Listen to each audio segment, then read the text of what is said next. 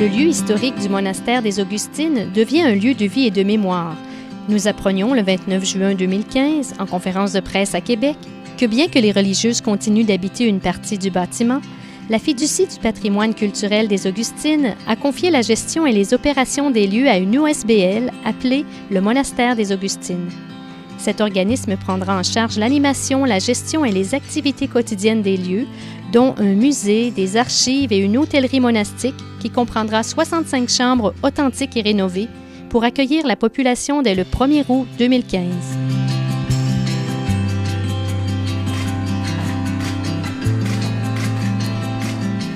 C'est un grand jour, on se sent très fiers. Enfin, on va voir se réaliser le projet pour lequel on travaille depuis bientôt 15 ans et même plus, là, si on compte les années qu'on a commencé à réfléchir à l'avenir de notre patrimoine. Alors pour nous, c'est un grand jour de voir que tout ce patrimoine-là va être pris en charge par des gens sérieux, des gens intéressés et qui veulent vraiment en assurer la pérennité. En fait, la fiducie est propriétaire du bâtiment depuis que les Augustines leur ont légué l'ensemble des bâtiments en 2013 et ont pour objectif de maintenir et perpétuer la mission et les valeurs et les intentions des Augustines dans ce projet-là. Alors ça, c'est notre première fonction. La deuxième, ça va être de continuer à faire grandir et à développer la mission sociale du projet.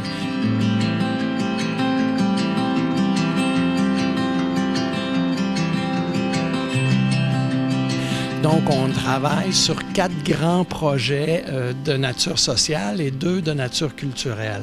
Un programme d'accès au monastère pour les proches aidants. On aura aussi un programme pour les accompagnateurs de malades, donc ceux qui viennent accompagner des gens qui se font soigner à l'Hôtel-Dieu de Québec, qui pourront loger ici à peu de frais. Il y aura aussi un programme à l'intention des soignants et des soignantes du milieu de la santé pour échanger entre elles sur leur expérience difficile, leurs défis dans le milieu de la santé, et aussi un programme pour les bénévoles du milieu de la santé.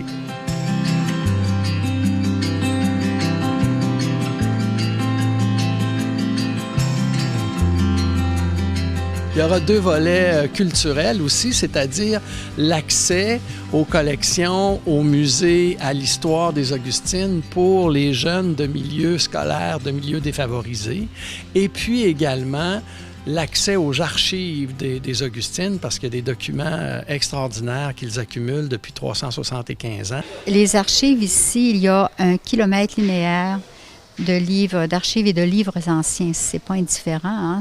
Et au musée, nous aurons, quand tous les monastères auront remis leur collection, ce qu'elles vont faire éventuellement, 40 000 objets. L'idée, c'était de conserver toute cette histoire-là, les valeurs des sœurs, et d'en faire un projet moderne qui parle aux gens d'aujourd'hui sans se déconnecter à ces valeurs et sans se déconnecter à cette histoire.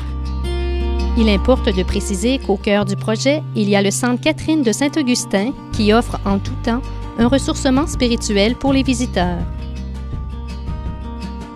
Le Centre Catherine de Saint-Augustin, bien, comme le gouvernement n'investit pas pour les projets religieux comme tels, il fait partie du projet, il est au cœur du projet, mais il demeure sous notre responsabilité. Alors, c'est nous qui allons continuer de l'animer et de le financer aussi. Alors, il est au cœur même du projet, il est dans l'avant-cœur, dans l'Église, avec la charge de Marie-Catherine.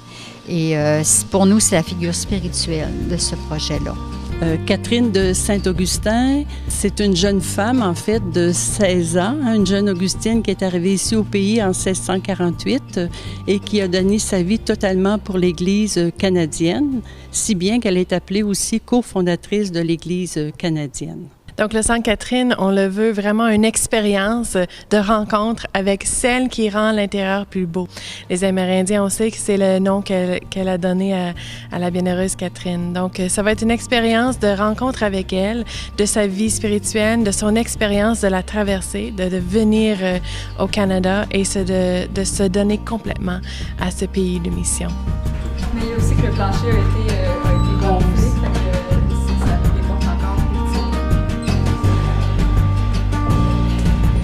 Ici à l'étage, c'est les salles de bain. Puis c'est 2 lits simples qui peuvent se mettre ensemble et devenir un lit.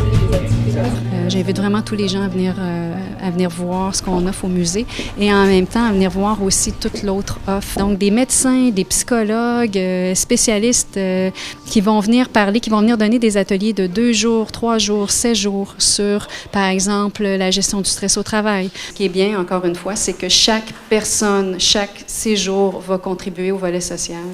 Donc, je pense que c'est important à mentionner aussi.